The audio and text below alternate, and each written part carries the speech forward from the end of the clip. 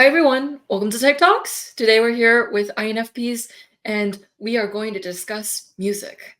And so I'll have everyone introduce themselves. Paul, take it away. Oh, thank you. Hi, everyone. I'm Paul Matson, first-time caller, long-time listener.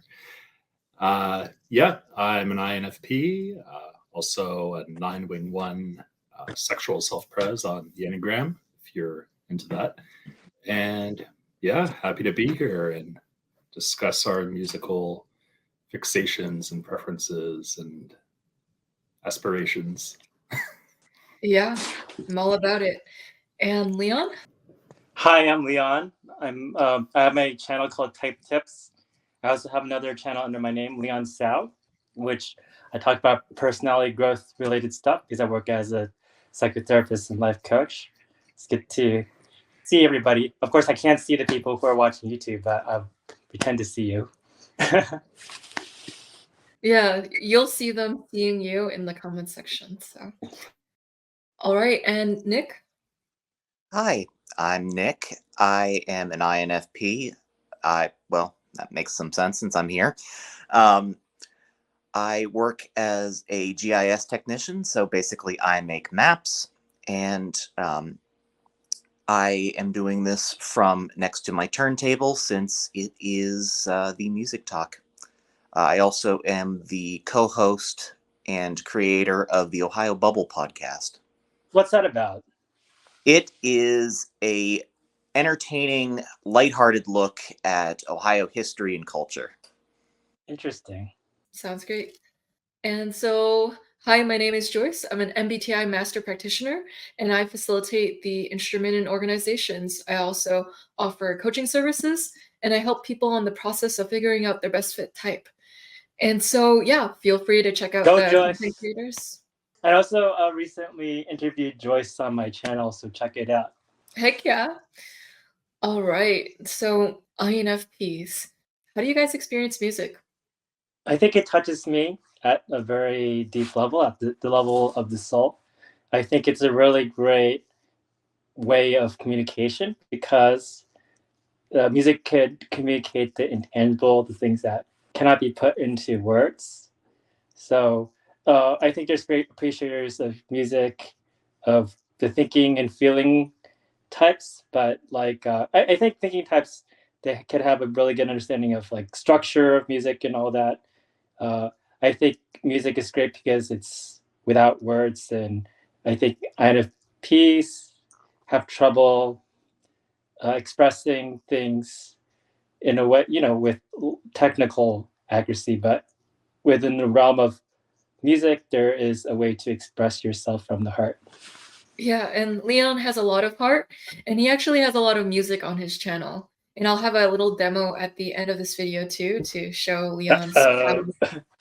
Right. He's like, okay, fine. Perhaps so.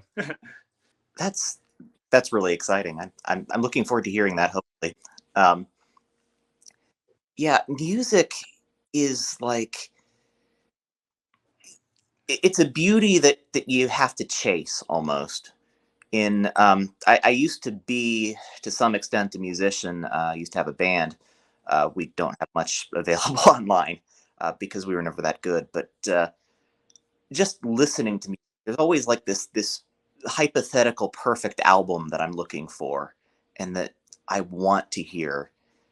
And everything has to, I mean, obviously I can appreciate music from a variety of genres and a variety of artists, but like you want to meet certain criteria of variety and stability. I think it's that NESI that you have at your core that makes you really want the right balance of something that is exciting and unusual and new, but also familiar and comforting.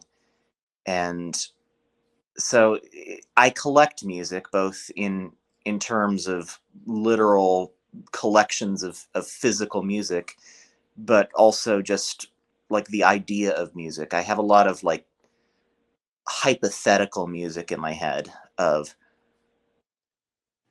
like, this is this artist's biography, this fictional artist, and what would this artist sound like? And that ended up being, in some ways, a way that my own songwriting was improved, was by trying to emulate fictional artists. Yeah, it's almost like Paul's fictional or hypothetical ideal lovers that he imagines. Yeah. Well, wow. Yeah, to answer your question, Joyce, I was just going to say I experience music through my ears, but apparently we're digging a bit deeper here. Yeah, thank you both. I really appreciated that perspective, and I think it's true. Yeah, for me, music is definitely a way of reaching the parts of myself that maybe I can't express verbally, or or even in the written word.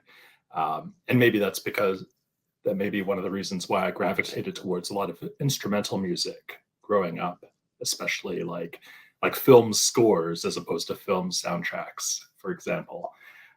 And yeah, there's just something really wonderful about music that, like, almost, more than any other realm of artistic expression, that seems to connect people, and yeah, and allows people to connect with parts of themselves that perhaps they couldn't do through, for example, literature or painting, or any other medium.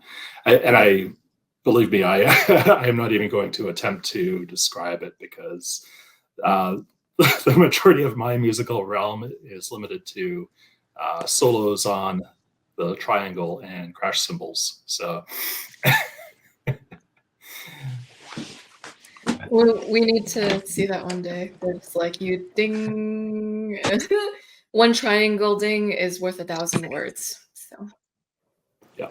And so I'm wondering, you guys, what parts of music do you believe are type specific? I know that a lot of components of music are human, so people might just relate to this video because it's people enjoying something that is meant to connect people from around the world, like what Paul said. I'm wondering if you think you have any type hypotheses for how music shows up with the 16 types, or even your type specifically. I think for me, I think part of it is that NESI desire for something that meets this perfect balance of really varied, but also comforting and accessible. Whatever genre of music you end up gravitating toward, that is something that music can strive to be and does succeed. But I think at a more basic level, we tend to like music that speaks to us on some emotional level, and that expresses what we're feeling. Like Paul, you were saying that that the unique thing about music is that it's kind of a lingua franca of emotions, and like, you can't share with your friend, hey, this painting is how I'm feeling right now, but you can totally do that with a song or with a piece of music, and it tells you what you need to say. Yeah. Do you guys ever send the lyrics of a specific song to friends and you're like, hey, look at this song because you want them to, or you might think that they emotionally resonate with the song, or you resonate with the song and sharing the lyrics show a part of the song, or no? I think lyrics are very important I to find me. that it's easier to send the whole song, because the lyrics without the music don't necessarily mean that much. Yeah, but I meant more like sending the lyrics in addition to the music. You know, like some people, I have some friends who just send the song. I have some friends who will send the song and the lyrics separately so that you know the specific parts of the lyrics. When I have an ENFP friend who resonates with the song, sometimes I'll get both the song and the specific parts of the lyrics that they're like, oh, this is so FINE resonant. I don't know if INFPs do that so much, but I know some ENFPs are very predisposed to do that, because I think it's the NESI, they're able to draw a connection from the lyrics to connect you to the experience. I think lyrics are very important to me. Like if I see a song does not have good lyrics, I'm like it could have been written by ChatGPT or something like that. I'm like very angry. I actually get angry, and I was recently wanting to learn like a piece. It's a it's a Portuguese jazz piece, or not Portuguese, a Brazilian jazz piece. And then I saw the lyrics in English because I was like, oh, that it sounded nice when the person was singing it and expressing it. But when I saw the lyrics, it's like I refused to like learn how to sing that song. And I said, I'm going to do an instrumental instead of this piece because the lyrics are offensively bad. So I think the conveying through lyrics is important. Sometimes I think introverted feeling, when it expresses itself, it's not necessarily going to be like correct language, like accurate language. And there's more leeway in the realm of poetry in terms of how you phrase the lyrics.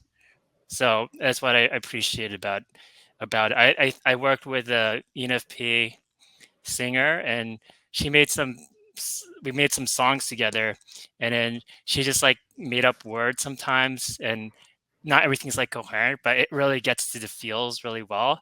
And we had like this TI critic and said, I went up and said, just give you some constructive advice. Maybe it's better to try to make this song like make sense in terms of the lyrics, but he doesn't get the point of it. It's the feels.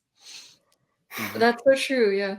You're mentioning how there are things that are offensively bad about music, and it's if someone wrote it with ChatGPT, and then I'm like, on the other end of the planet, there's an ENTJ who's trying to mix music and ChatGPT together. The shortcut to FI.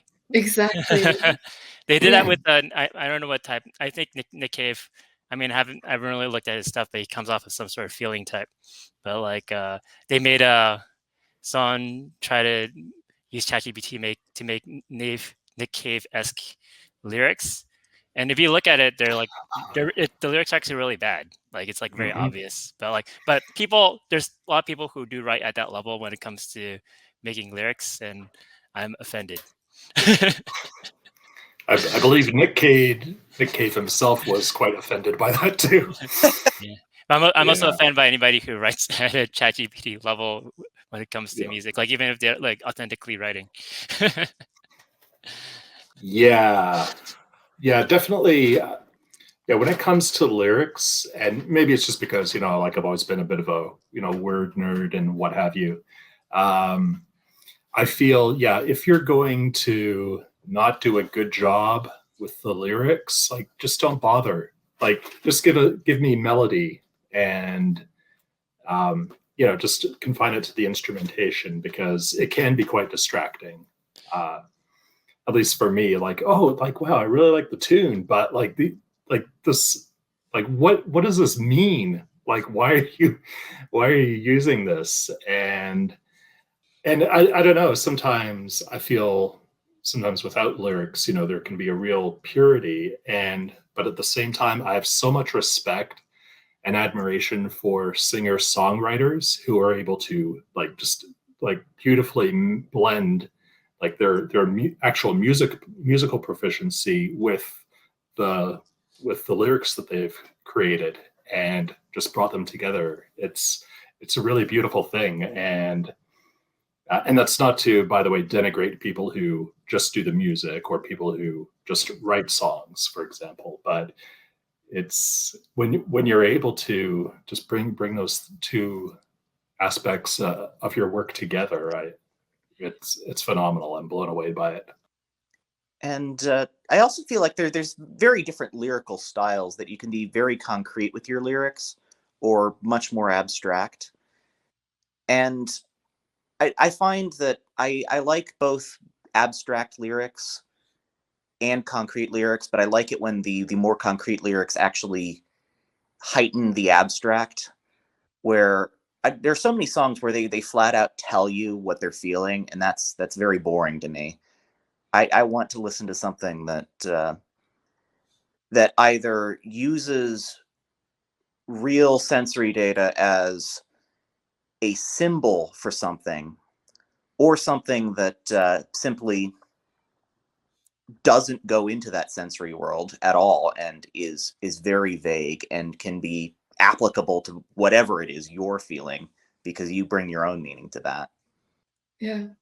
I'm thinking about, like, artists that might flat out say their feelings, and I'm like, "How would that look like?" It's like, "I'm sad." Like, like, very I was just joking. Some songs can be very straightforward. You can kind of tell a person's type by how they're singing. So, for instance, someone with extrovert sensing, there's often like a force to their voice. And then someone with extrovert feeling, it sounds like their voice is like very well cultivated.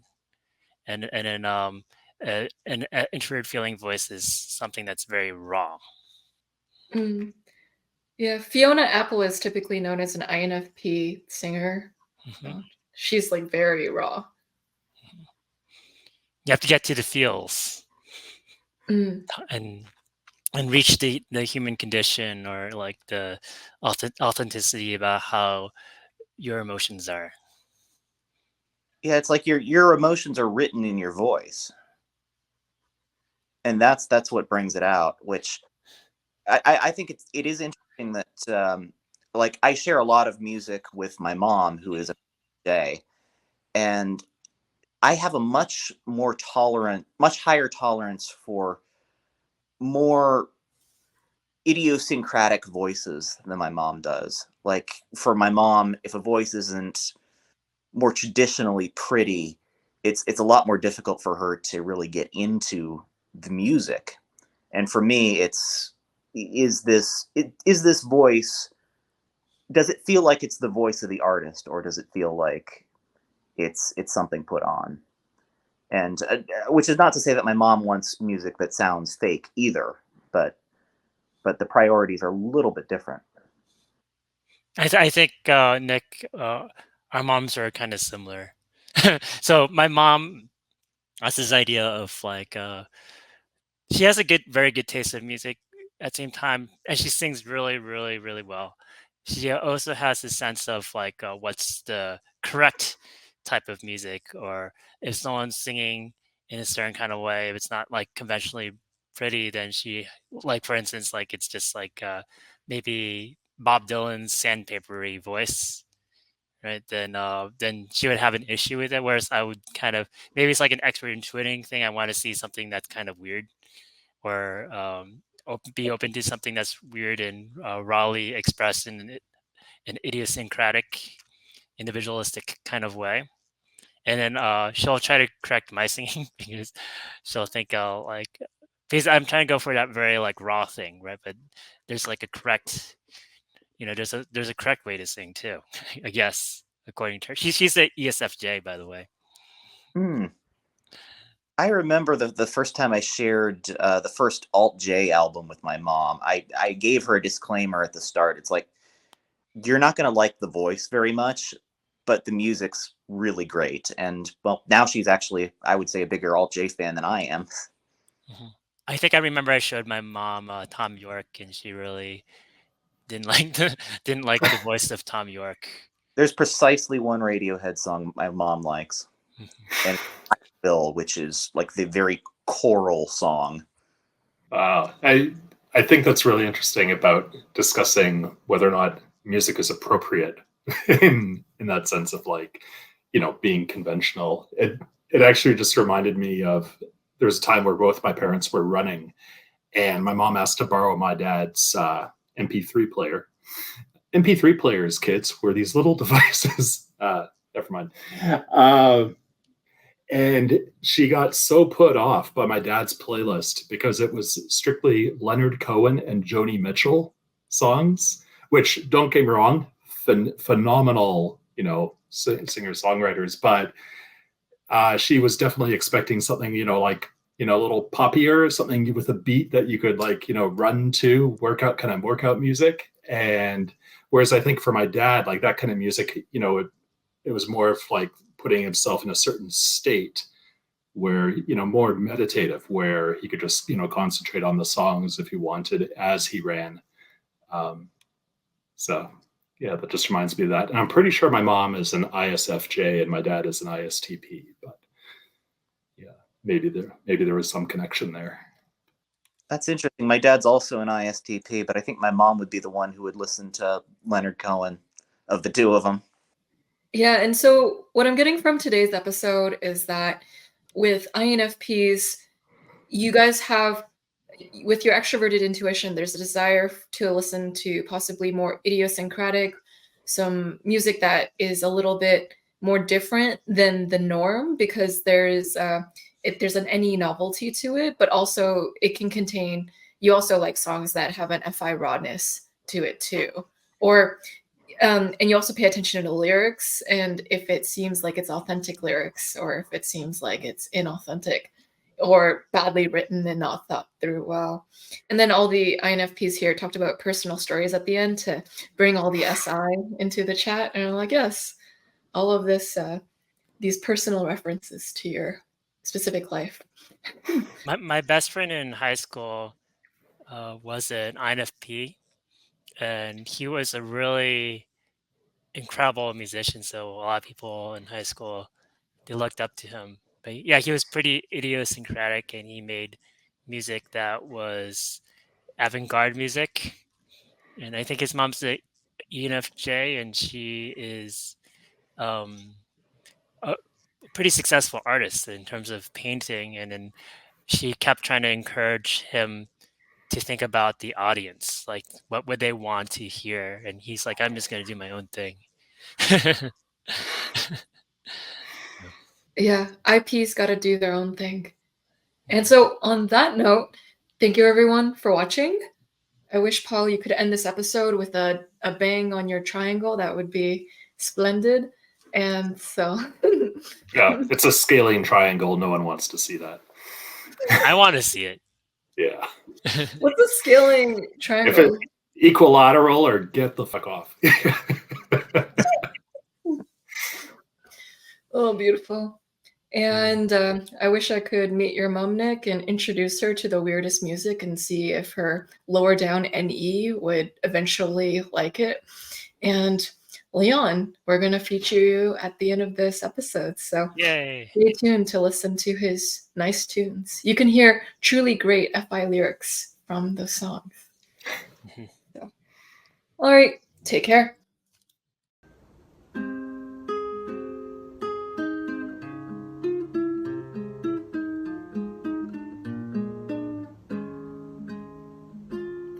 I waited till I saw the sun. Don't know why I didn't come.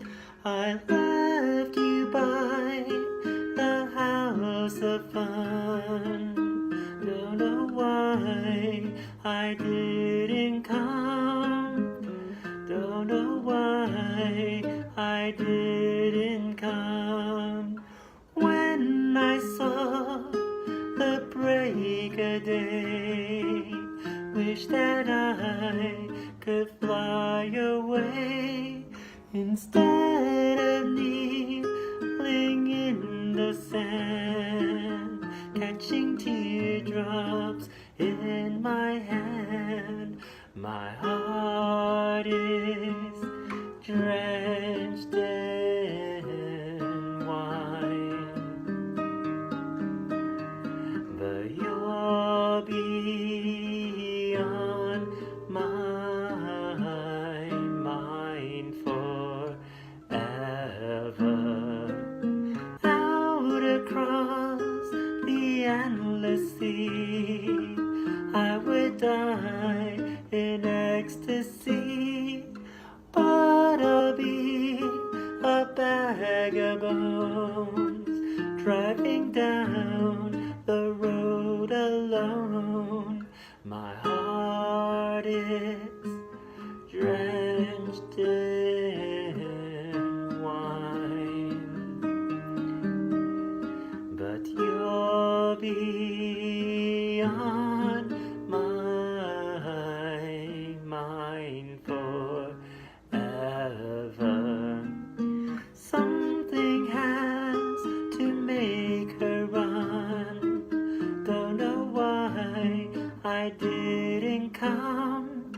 I feel as empty as a drum. Don't know why I didn't come. Don't know why I didn't come. Don't know why